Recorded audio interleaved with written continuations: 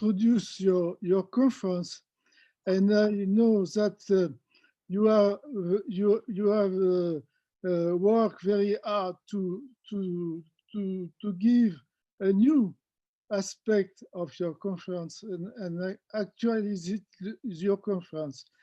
I will introduce your biography, which is very rich. I have only small aspect of your career, but it's very rich. You hear me? Yes, Yeah? we can hear you. Je sais pas trop comment. Oui. Gillian is a nutritionist and a dietitian by background who specializes in human milk banking for over 30 years. Moi, je pensais pas que c'était comme ça.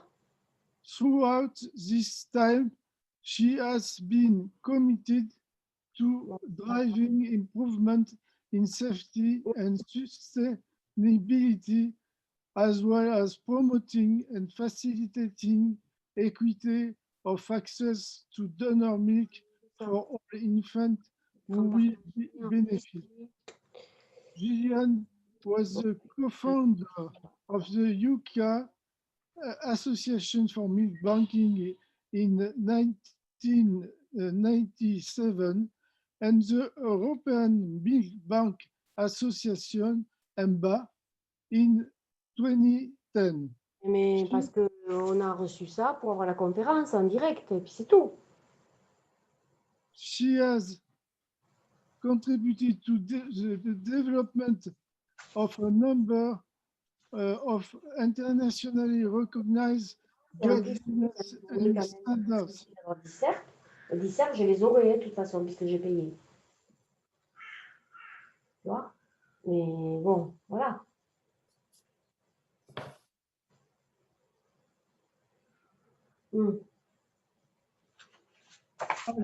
International milk banking specialist consultant, Gillian works with non-governmental organizations to register experts for Europe H 2020 funding programs and was a member of the Moi aussi, je vais envoyer un message. BR. Puisque j'y suis. Technical. There is Christine Casarino who interfere with my discussion, please.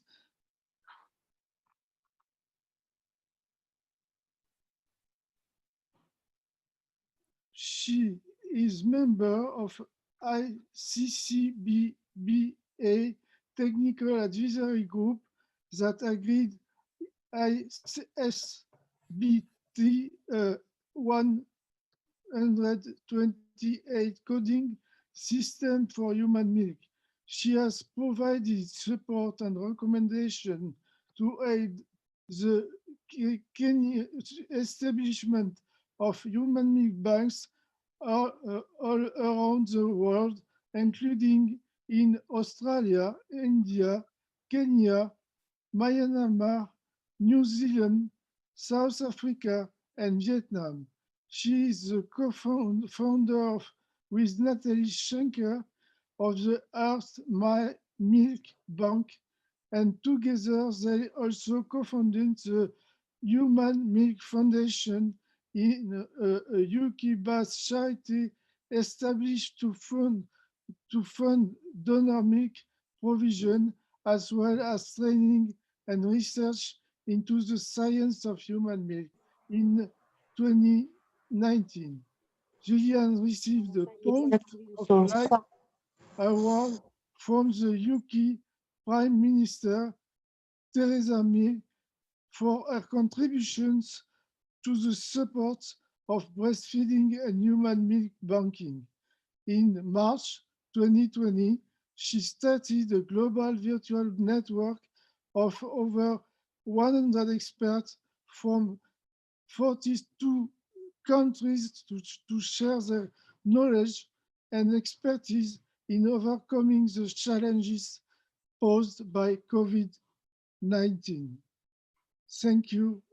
Thank you very much, Gillian, to be here at the first conferences. To you. Thank you very much, Claude. I'm going to share my screen. Bonjour tout. Bonjour.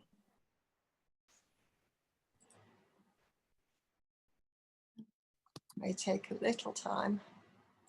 We see you. Good. Okay, I would like to introduce Dr. Gillian Weaver title, Global and European Perspectives on the Banking of Human Milk. Gillian Weaver, Human Milk Foundation, United Kingdom. Thank you, and bonjour everybody. Hello, good morning. So I'm really very happy to have been invited to be the opening speaker on today's webinar. I'd like to thank the organisers, especially Dr. Bio, for their kind invitation to participate. My presentation will, I hope, provide you with an introduction to the world of human milk banking and update you on some of its global and European perspectives. It's quite a long presentation. I made a lot of updates. I think it may be longer than the time allotted. So in that case, I will stop at 11 o'clock your time, and I will continue this afternoon because my second presentation is a little bit shorter. So just to move on to the next slide. So it's very important that I confirm I have no conflicts of interest to declare with any commercial companies. However, you should know that I have worked as a consultant on projects that are managed by two organizations, PATH and also Alive and Thrive. And I do refer to these a lot in my presentation. So please be aware that, of that when I talk about them. So I'm going to start with a human milk bank definition. There are a number of definitions, but this one from the work of PATH is my favorite, as it comprehensively includes all the important aspects that are omitted in the shorter versions of the definition. So a human milk bank is a service responsible for the recruitment of donor mothers, of course, and the collection, screening, processing, the quality control is very important, storage and distribution of donor human milk to meet the specific needs of infants and young children. It isn't exclusively used with infants, in a health establishment or community for whom donor milk is needed, while protecting, promoting and supporting breastfeeding. And I will talk a lot about this today because it's one of the most important aspects of human milk banking.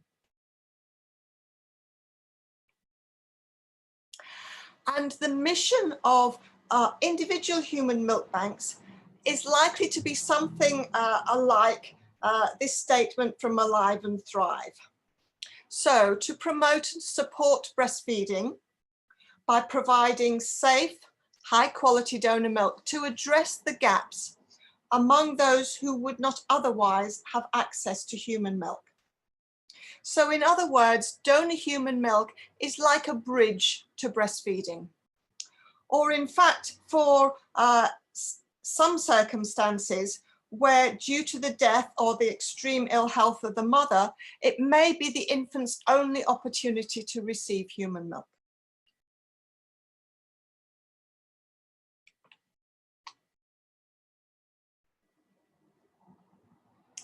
So now a definition of donor human milk, which is milk that has been expressed by a lactating mother that is then processed by a human milk bank for use by a recipient that is not the mother's own baby. And for donor human milk, it's important that we acknowledge that payment for the donated milk is not provided.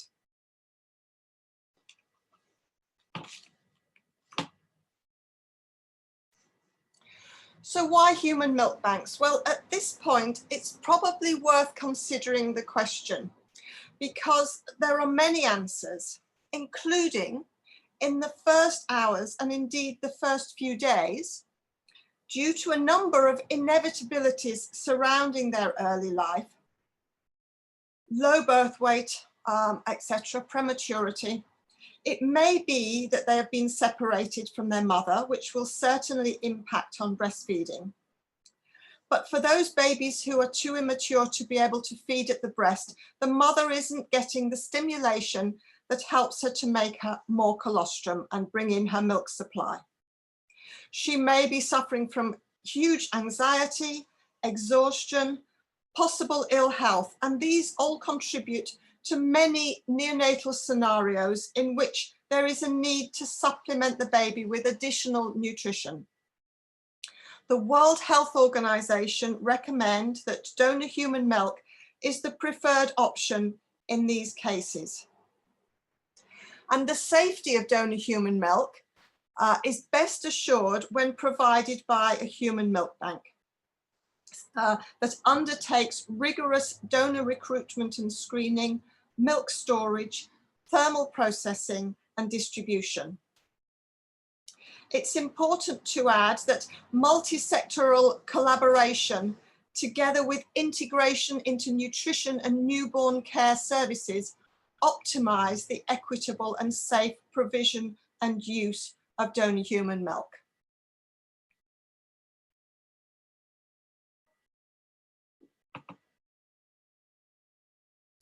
So why donor human milk? Well, in the absence of maternal breast milk, the availability of donor human milk means that the sole use of parenteral nutrition can be avoided, as can the introduction of formula, which has been shown to be linked to all of these, the pathogenesis of necrotizing enterocolitis. Formula is implicated in higher rates of sepsis among preterm infants. It induces inflammation of the gut endothelium, disrupts the gut microbiota, and can lead to a suboptimal microbiome.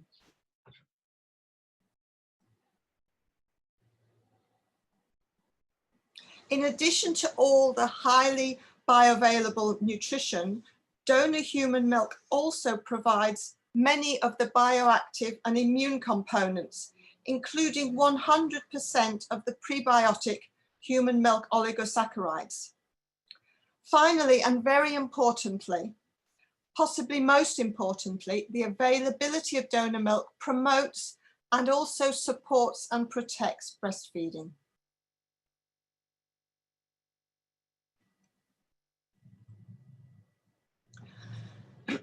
Excuse me. So apart from losses of fats through sticking to the containers, none should be lost through pasteurization. Oligosaccharides are not affected by the heat treatment, either in their amount or, it seems, in their activity. The survival of immunoglobulins, the lactoferrin and lysozyme are all affected by the heat treatment the milk generally undergoes, not always. However, much activity is retained, especially secretory IgA, where 70% retention should be attained through well-controlled pasteurization.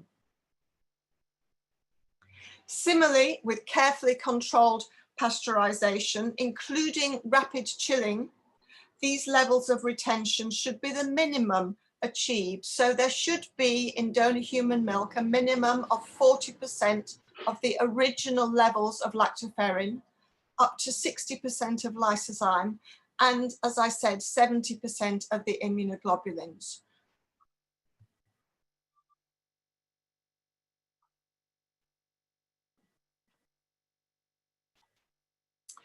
So donor human milk is the supplementary feed that most closely replicates a mother's own milk. But in addition, it's recommended for low birth weight infants by WHO, as previously noted, and also by the American Academy of American Academy of Pediatrics, AAP, and also by the European Society for Pediatric Gastroenterology, Hepatology and Nutrition.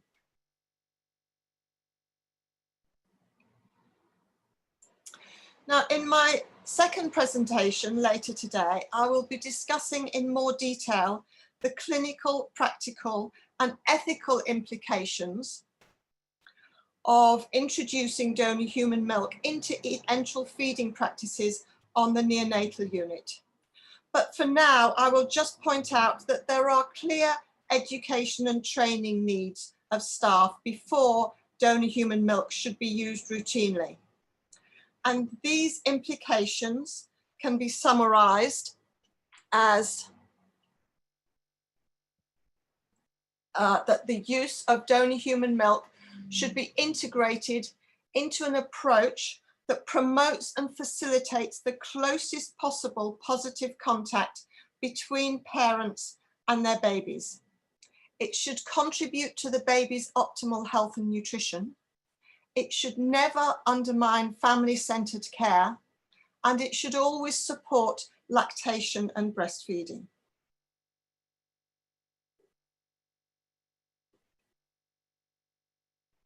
So thinking back to the definition of human milk banks, the process of banking breast milk can be separated into 3 activities that include the recruitment and screening of the donors, the breast milk donors, the testing and the processing of the human milk, and the provision of the milk to recipients who are usually in hospital.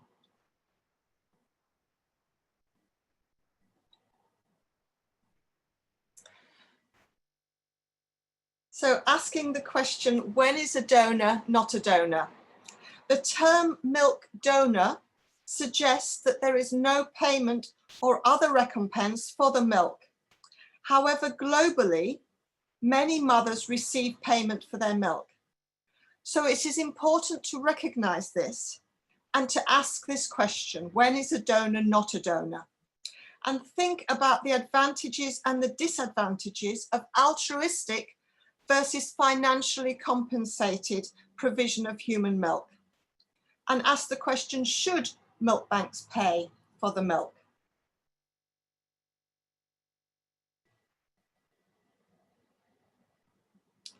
So whilst there are commercial companies that pay women for breast milk, there are also many milk banks in Europe that provide a compensatory payment to mothers to cover their expenses. Expenses such as the hire of an electric breast pump, containers for the milk, traveling and parking expenses as they travel to and from the milk bank, their electricity use, and so on. And I think there are certainly some clear benefits that should be acknowledged in compensating women for their expenses. But what about paying also for their time? It could be seen as a lack of exploitation of those who provide the milk, whose time and energy, etc., is given to this whole process. And that compensation may well raise the overall perceived value of the milk and breastfeeding. It may increase breastfeeding. It may get more mothers willing to provide milk. You may even get more milk. So those are some of the reasons why payment could be considered to be an advantage.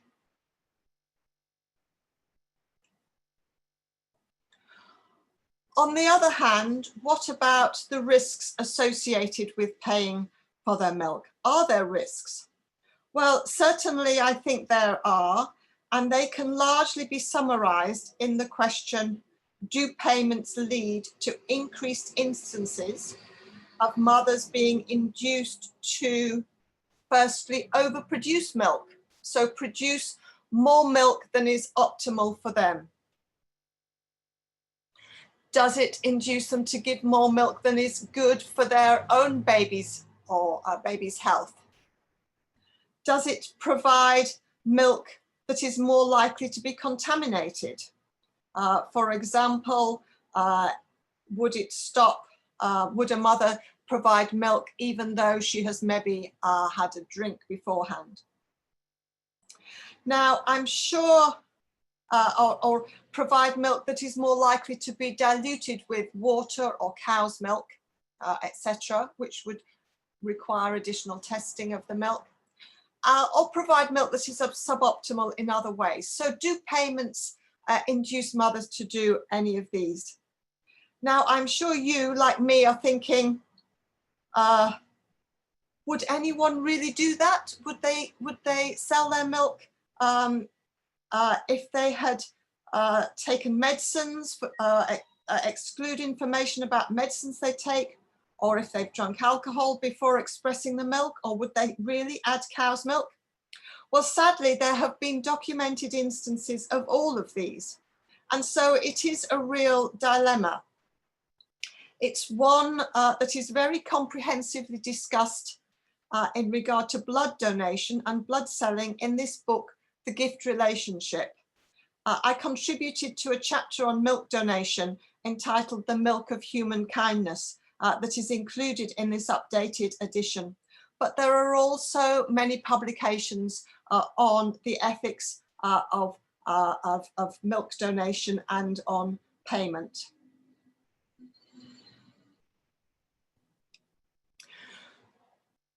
So in terms of the question, when is a donor not a donor, we should be aware that all mothers who contribute to the expanding, that all of the mothers who contribute to the expanding commercialization of human milk via the setting up of companies like these are paid.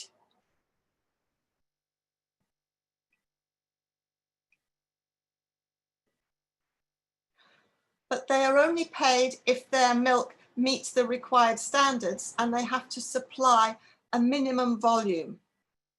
These companies on the slide are all based in the United States. However, similar for-profit companies are being created in Europe, and the products of some of these companies are being increasingly sold throughout the world.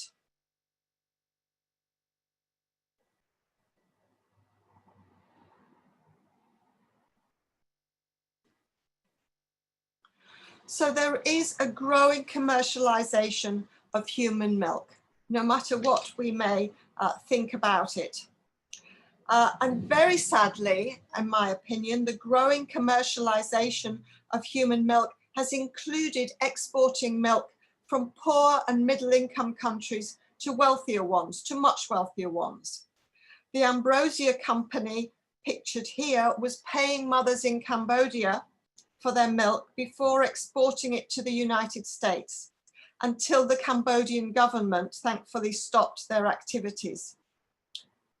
Neolacta was, and I think may still be, similarly operating in India and shipping milk bought from Indian mothers to Australia to be sold to families in Australia.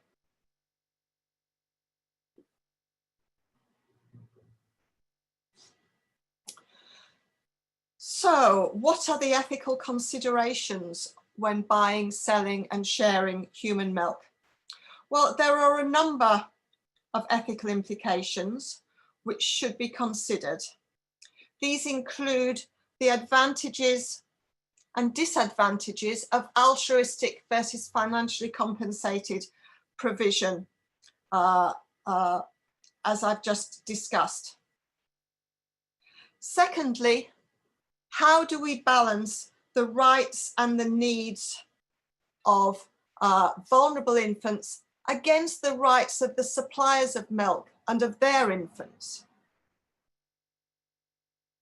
This is particularly an issue in countries where the donors are mainly mothers of babies in hospital whose expressed milk is either donated or discarded due to a lack of storage facilities for mother's own milk.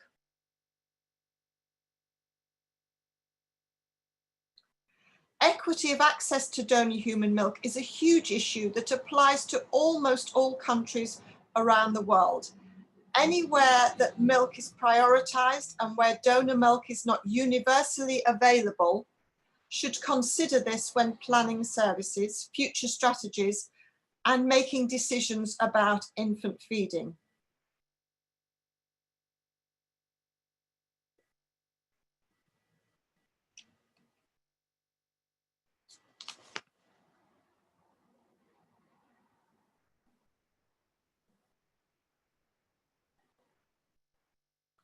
Balancing safety and quality of the milk against barriers to its access is interesting.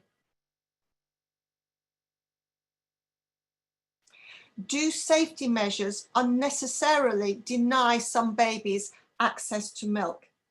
In other words, in an attempt to constantly improve safety and quality of the milk, are we making the process so expensive that babies are denied access to what would have been an acceptable product and certainly preferable to the alternatives? And finally, it should be noted that there is no international ethical and legal governance of human milk banking processes.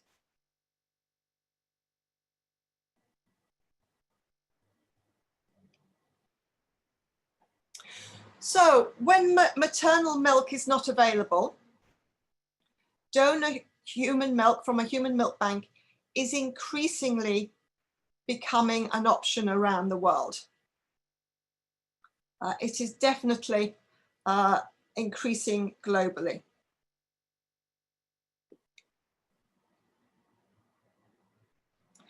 This map is taken from PATHS, and PATH is an NGO based in North America, but with many offices and working on projects around the world. This map is taken from their resource toolkit for establishing and integrating human milk programs. It can be accessed, as you'll see at the bottom of the slide, via Lacta Hub or via the PATH website. In the toolkit, this map is an interactive map. By clicking on a dot on the map, you will bring up the details of the milk bank, its location, the contact details, etc. And PATH welcomes updates. So if you're aware of banks that are not included on the map and their details, do let them know. It's really quite difficult to keep up with where we are in terms of numbers of milk banks because the numbers keeps growing. But at the last count, there are 756 human milk banks in 66 countries. And together, these feed at least 800,000 babies each year. The last figure, that 800,000, is very much an estimate, as hospitals do not routinely provide data on how many infants are fed with donor milk. Milk banks follow national, local, or international guidelines. As I said before, there are no global standards yet. And whilst milk banks have much in common, they also follow quite different models, including who the donors of the milk are, who the recipients are, exclusion criteria, how donors are screened, how the milk is tested, whether or not it's heat treated or pasteurized, the equipment used, the location, hospital, outpatient clinic, community facility, how the milk banks are funded, and the scale of operations. So I'll be discussing all of these further in my future slides, either this morning or later this afternoon.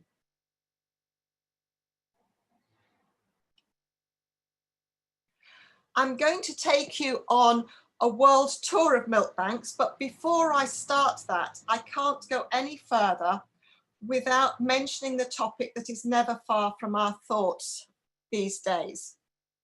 The novel coronavirus and the resulting infection known as COVID-19 were inevitably going to impact on human milk banks.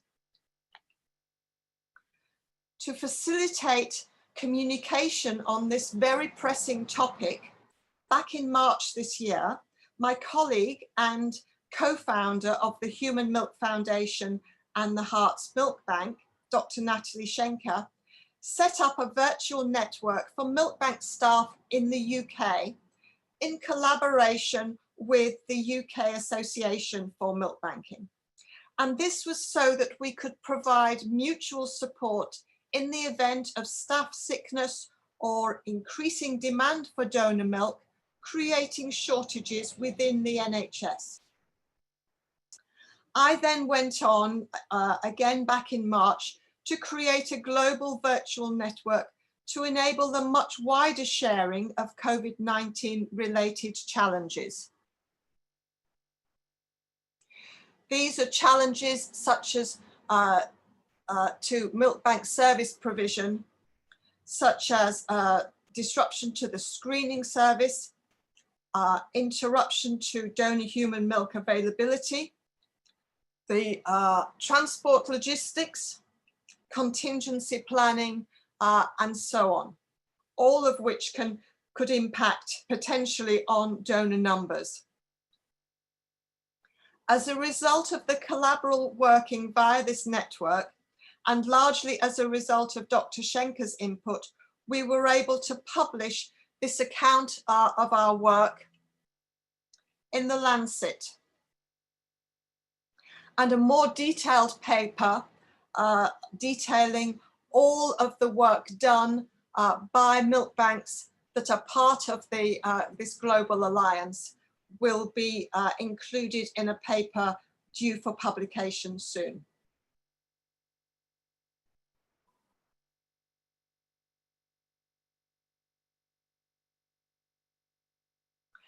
Having gathered together over 100 milk banking experts from over 40 countries, made it possible for the first time to come together to celebrate the annual World Day of Human Milk Donation.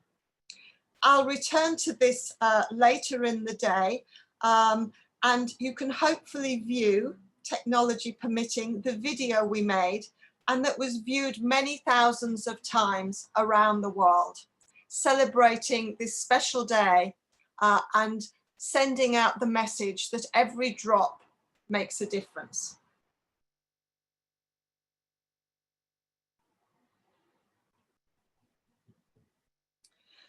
To give you a flavour of some of the notable aspects of milk banking globally, here is a quick tour.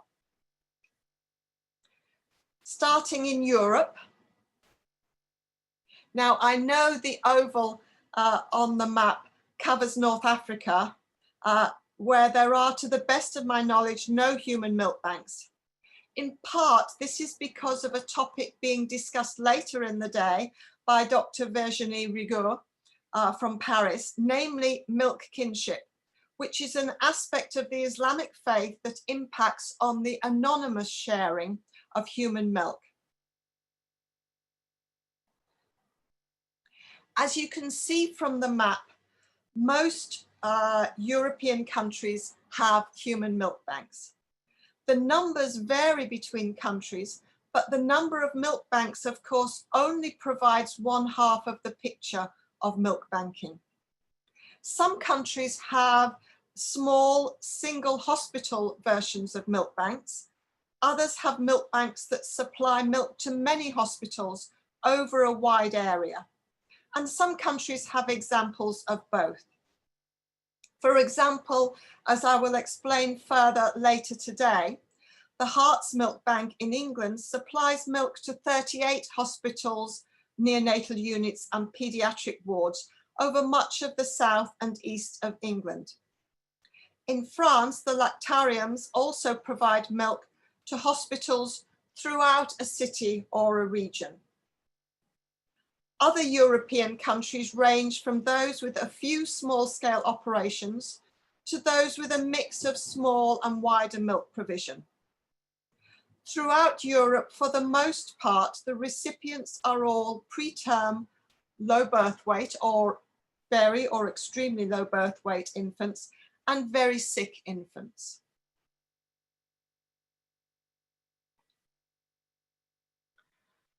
The beginnings of milk banking lie in the city of Vienna, the city that we all, I'm sure, send our thoughts to in the aftermath of recent killings. Over a century ago, Vienna was a renowned centre of paediatric care. And so it's not surprising that the city that was making headways in looking after premature infants back in the early 1900s was also where the need for human milk for babies too small and immature to feed directly from the breast was recognised and acted upon by the development of what is universally recognised as the start of modern day milk banking. Although the term milk bank wasn't coined until much later.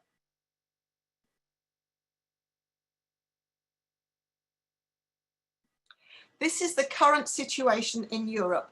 Almost 250 milk banks in 28 countries, with many more in the planning phase. In recent years, the first milk banks have opened in Croatia, Russia, and Lithuania.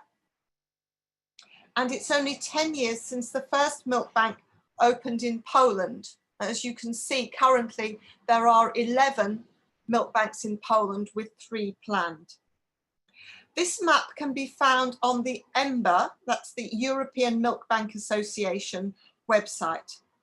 And over 100 milk banks have been added since the first map was included on the website when EMBA was officially founded in 2010.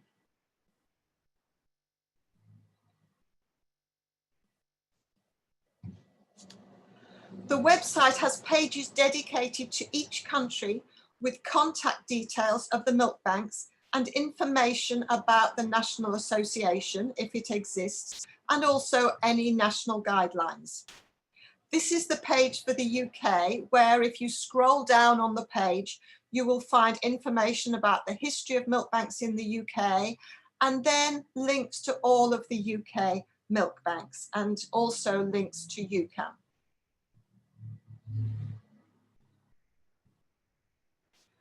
The website, the EMBA website, is a useful resource for information about milk banks in Europe and about the work of the association. This year, a task force was formed to provide a library of useful papers on the topic of COVID-19, as well as commentaries on these publications.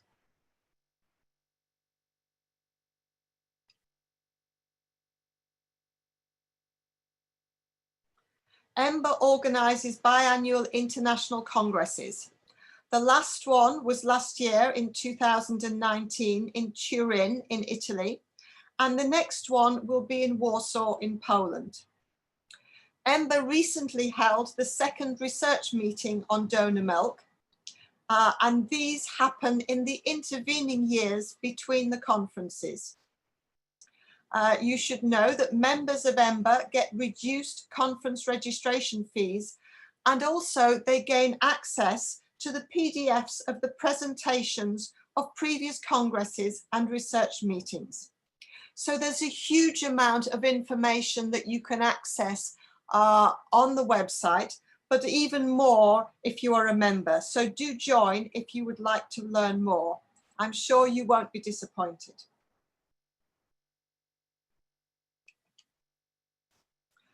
Published European guidelines are available. They do differ between countries, and this can be confusing for those looking to start new milk banks, especially if it's the first in a country. So milk banks are likely to be subject to different regulatory authorities also. However, in France, Italy, and Slovakia, specific regulation exists just for milk banks.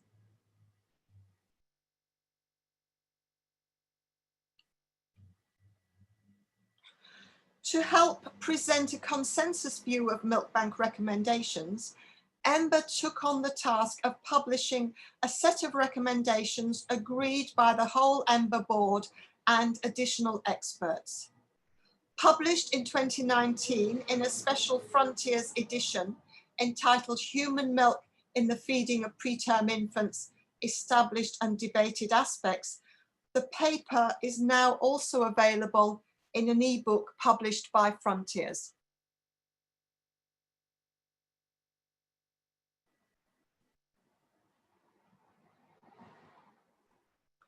Shortly after the Frontiers publication, the European Directorate for the Quality of Medicines, EDQM, published the 4th edition of their guide to the quality and safety of tissues and cells for human application. This publication provides healthcare professionals with an extensive overview of the most recent advances in the field, as well as technical guidance to ensure the quality and safety of human tissues and cells. Chapter 33 is on the subject of human milk and provides recommendations for the banking of human milk, as well as more general information on its handling. The guide provides support to professionals on a practical level with the type of guidance that aims at ensuring the successful clinical application of tissues and cells. It also lays out the ethical principles and guidelines that must be taken into consideration in the context of tissue and cell donation. And I would encourage you you can download this freely, and I would encourage you to look and to check out particularly the chapter on human milk.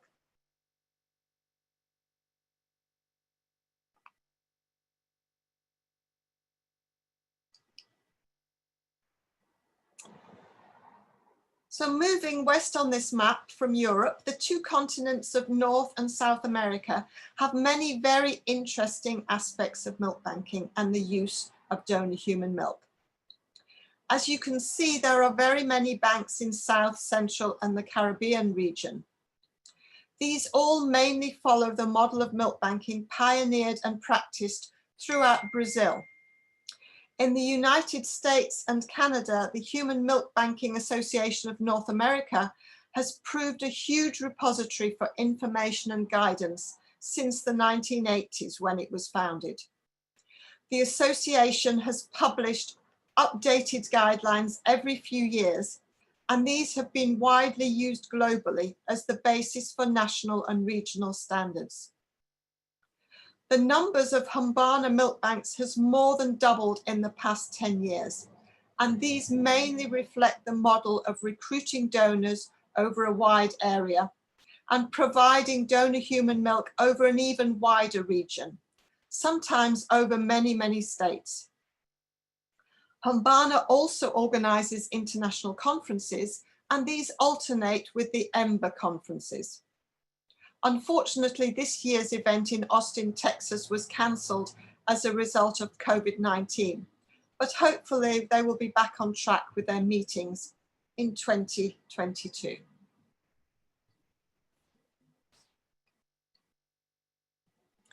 And these are the guidelines that are similar. This is an older one. There is an updated 2018 version that you can obtain from their website.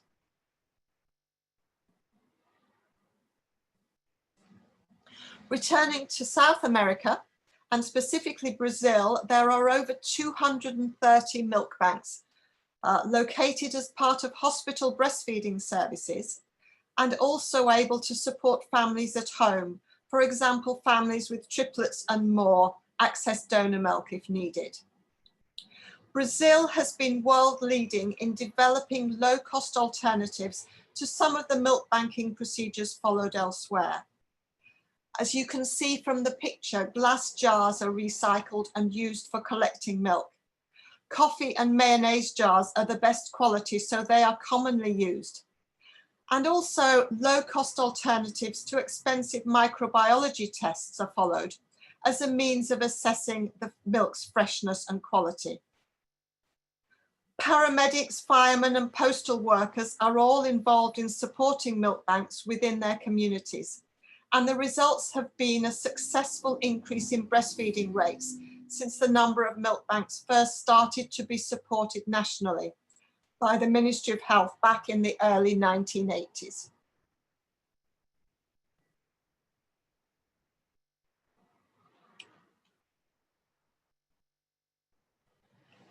In comparison, milk banking in Africa is very much in its infancy. Although the milk bank off the west coast in Cape Verde, which you can see just on the map, is well established and follows the Brazil model. To the far north of the oval and way outside Africa, of course, are two dots representing a small milk bank operation in Kuwait, where mothers with surplus milk on the neonatal unit are introduced to mothers in need of extra milk for their infants. A formalized means of sharing their milk is then organized. And in Iran, milk banks were first established around 5 or 6 years ago. And thanks to the support of the Ministry of Health, there are now 10 that are fully operational throughout the country. Further south and into Africa, the dots are largely concentrated in South Africa.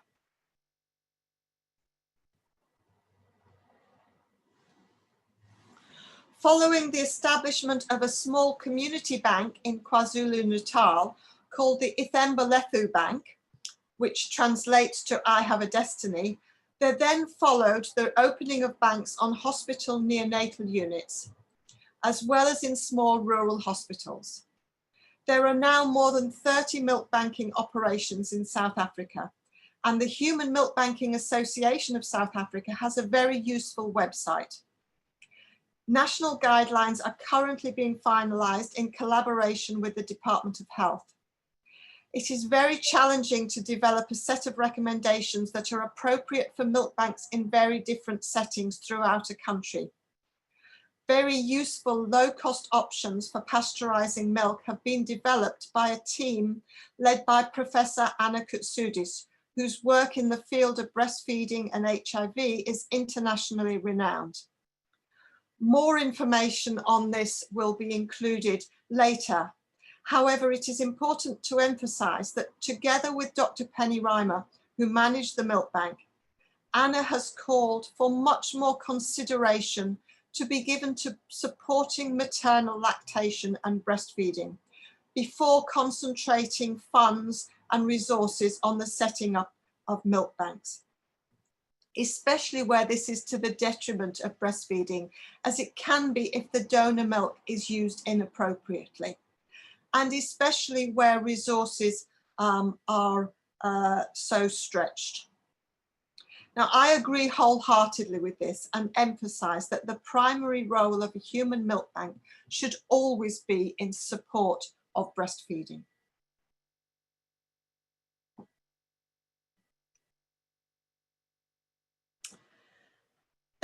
Excuse me. A first milk bank in Kenya was opened in 2019 as a result of wide collaborations, including with PATH.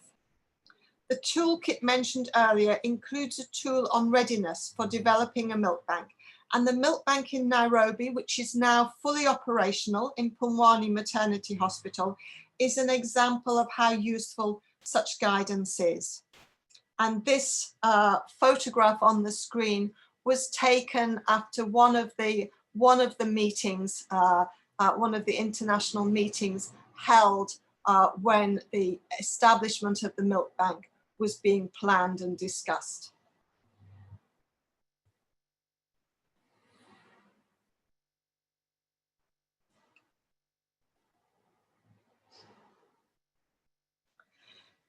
Both China and India have seen rapid increases in the number of milk banks in the last decade. India was set a goal of opening 100 milk banks by the Ministry of Health in response to the need for human milk to support low birth weight hospitalized infants. To ensure donor milk isn't used inappropriately, the milk banks are integrated into comprehensive lactation management centres. And these provide lactation support for all mothers in a hospital. And these national guidelines are available to freely download. Australia has a very interesting history of milk banks, with very established banks in Brisbane, Perth and Melbourne, and now an evolving national service named Lifeblood Milk, which is organised by the Australian Red Cross Blood Transfusion Service. Donor milk is being provided through Lifeblood Milk to hospital neonatal units in Adelaide and Sydney, but the plan is for the milk to be provided throughout the whole of the major centres in Australia. The National Service is actively pursuing research and looking at ways that operational procedures can be improved and made more cost-effective. Christchurch in New Zealand has been home to a milk bank at the Women's Hospital for over 6 years, supporting 40% of mothers with babies on the NICU. And a more recently established community milk bank is now operational, that was funded by local Rotary clubs.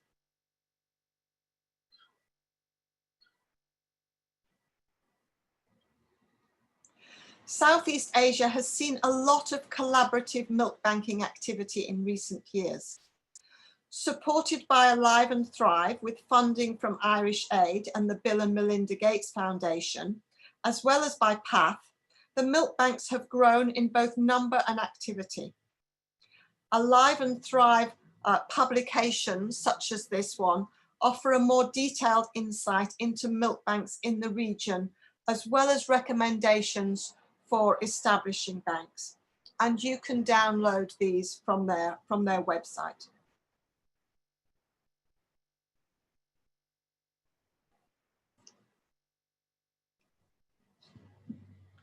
The first human milk bank in Southeast Asia was established at the Central Women's Hospital in Yangon in Myanmar in 1994, with a second one opening in the same city at Yankin Children's Hospital in 2015.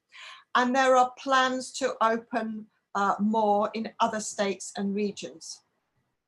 However, the country most associated with their development throughout the 21st century is the Philippines, where the history of milk banking began in 2009. This has led to many more banks currently operating, and their ability to respond to the need for human milk following emergency and disaster scenarios. Milk banks also exist in Thailand, in Singapore and in Vietnam, and the first milk banks in Indonesia and in Malaysia are close to completion.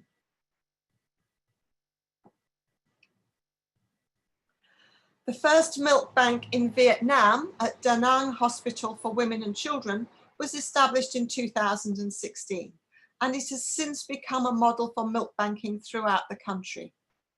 A newly opened facility at Tu Du Hospital in Ho Chi Minh City opened in 2019, and satellite units to the Da Nang Bank are now also operational.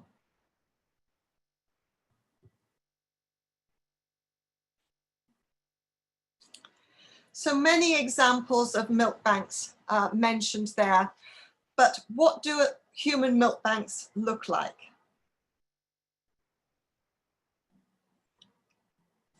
Well, unsurprisingly, there are many similarities, but also some very marked differences.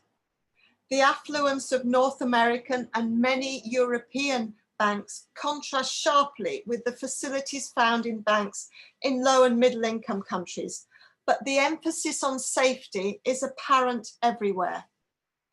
The esteem in which the milk bank is held is very evident in Myanmar here. But I've been fortunate to view firsthand very beautiful murals painted to celebrate the milk bank in many locations around the world.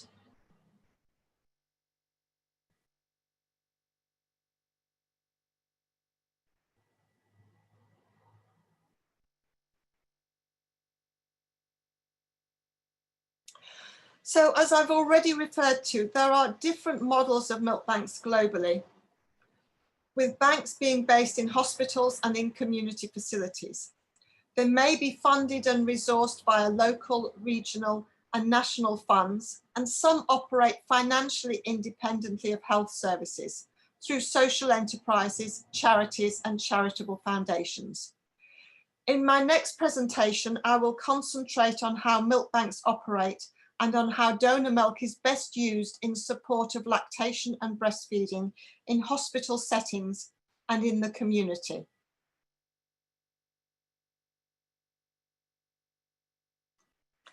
And I think I've brought us right up to the coffee break, but I think later there will be time to show this video, and I will ask my colleagues at Confrontiers to arrange this for you. So I'll have a talk to them and we'll see it later.